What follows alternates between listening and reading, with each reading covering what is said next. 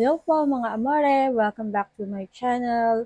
For today's video, ang i-share ko naman po ay yung ginawa po naming process nung nag-request kami ng medical assistance via email.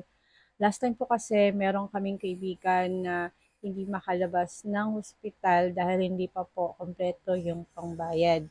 And malaking tulong po yung mga guarantee letters na na-receive po namin sa mga senators and party list na through email lang po namin kinontak. And through email din po nila sinend yung guarantee letters.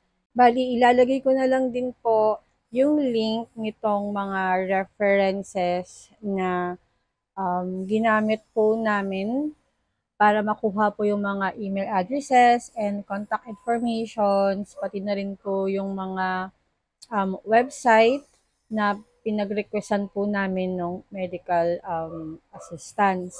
Tapos, lalagay ko na rin po yung copy ng Google Doc form na pwede nyo pong gamitin as guide dahil nag-draft na rin po ako dito ng mga um, nilagay po namin before sa letter and then convert nyo na lang din po siya into PDF copy once tapos na po kayong um, gawa ng personal letter nyo po. Tapos, ilalagay ko na rin po yung link para sa copy po nitong um, email draft na pwede nyo pong i-update, i-edit, and once okay na po, i-click nyo lang po itong M na icon. Yan, para mag-convert po siya into email. Yan, ilalagay ko na lang din po lahat nung links po nito sa description po ng YouTube video po na ito. So, ayun po, start na po tayo. Let's go! Ayan, so ito po yung mga links ng um, mga email addresses po ng Senate. Ito po yung mga medical assistance email addresses po nila. Yung iba po dito mga naka-on hold. So ito po, nag-try pa rin po kami maghanap ng email addresses po nila kahit naka-on hold para lang din po matry na magpagsabitan pa rin po ng medical assistance. So ito naman po yung link ng buong um, senators' email addresses po. So, click nyo lang po yung mga nandito po. Nandito rin po may mga guides rin po tayo ng ibang paraan ng pag-submit po ng medical assistance. Ito po yung via Senate Assist po. Tapos ito po yung paano naman po makahingi ng libreng gamot using the DSWD guarantee letter po. Ayan po. Tapos, scroll nyo lang po dito sa baba. Marami pa po dito yung mga email addresses po. Parang kinolect na lang din po namin itong mga information po na to para sa next time po na magsasubmit po kami ng email addresses, meron na po kaming mga reference information documents. Ayan po. So, start po tayo. Ito po yung draft nung email na ginawa ko po na pwede nyo rin pong gamitin and i-edit and modify nyo lang po. Ang kagandahan po kasi dito, pag nasa document pa lang po siya, i-draft nyo na po yung pinaka-email nyo po.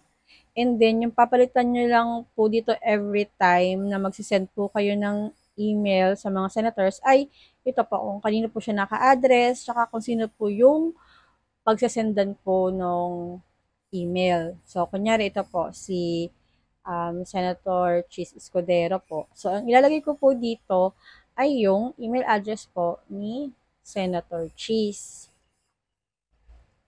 Tignan ko po siya kung nandito po siya. So, hanapin ko po.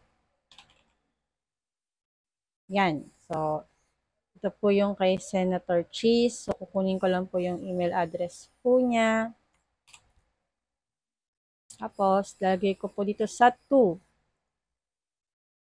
Pwede nyo pong burahin yung mga nandito po. Yan, lagay nyo lang po. Kama. Yan.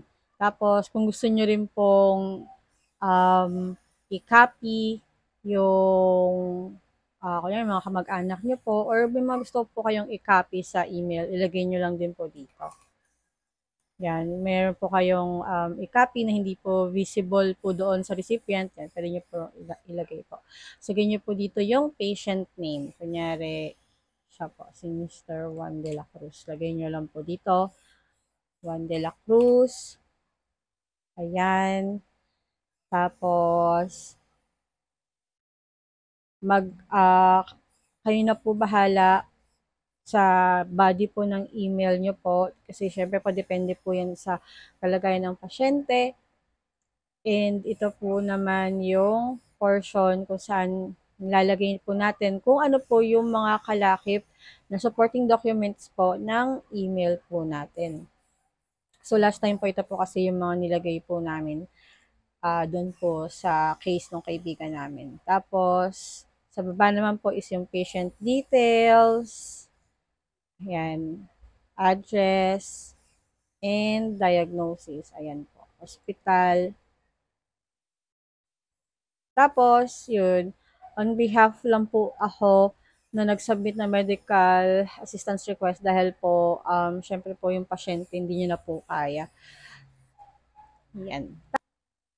Tapos, ayan, kapag okay na po lahat, na-check nyo na po,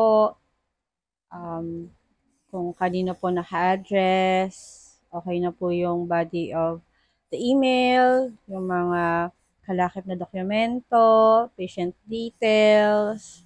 And kapag completed na po, click nyo lang po itong M icon. Ayan, para ma-convert po siya into email. Ayan, tapos click nyo lang po to para lumaki po siya. Ayan. Tapos yan, double check nyo na lang po lahat ng information, kung tama po ba and kompleto, ito po yung subject, kung kanino naka-to, yung email, kung kanino siya masisend, ayan. Tapos, don't forget po to attach ito pong mga supporting documents. Attach po natin. Punta po tayo sa yan, ito po. Attach nyo po yung lahat. Certificate of Indigency, ID po ng authorized representative, patient's government ID, patient's medical certificate, yan po, yung mga patient's treatment protocol and prescription, personal letter, and social case report. Pero kung kayo naman po yung pasyente, kahit yung ID nyo na lang po, direct ilagay nyo po. Yan, click nyo lang po. Yan, para ma-attach po lahat ng requirements. Yan po. Tapos double check nyo po kung fully attached na po lahat. Yan. So ito po, nakompleto na po natin.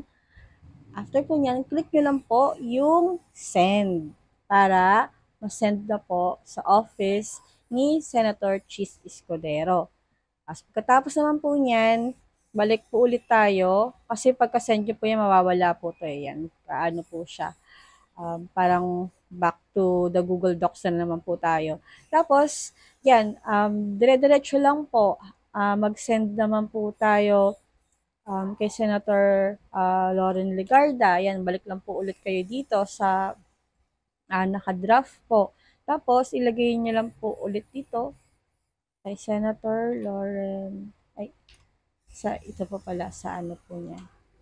Email address, tapos, Senator Lauren, yan, copy and paste nyo lang po.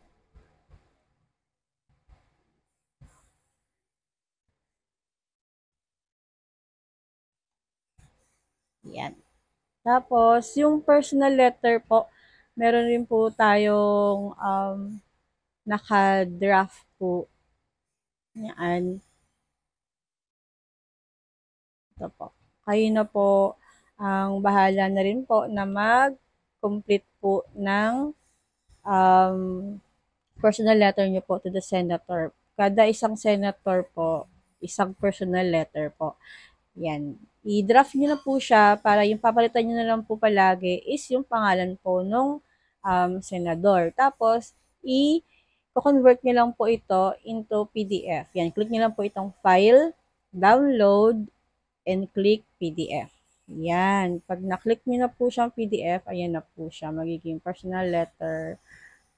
Mabubuksan nyo na po siya dito. Yan, PDF na po siya. Pero i-edit nyo po, pinakita ko lang po kung paano po siya i-convert into PDF.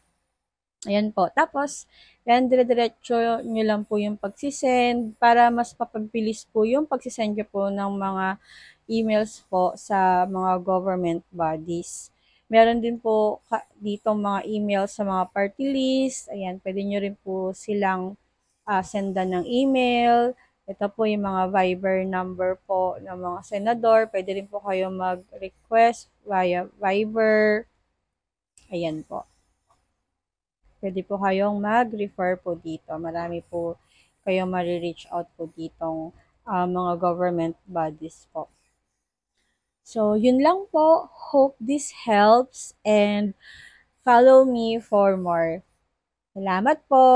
Hanggang sa muli. Paalam!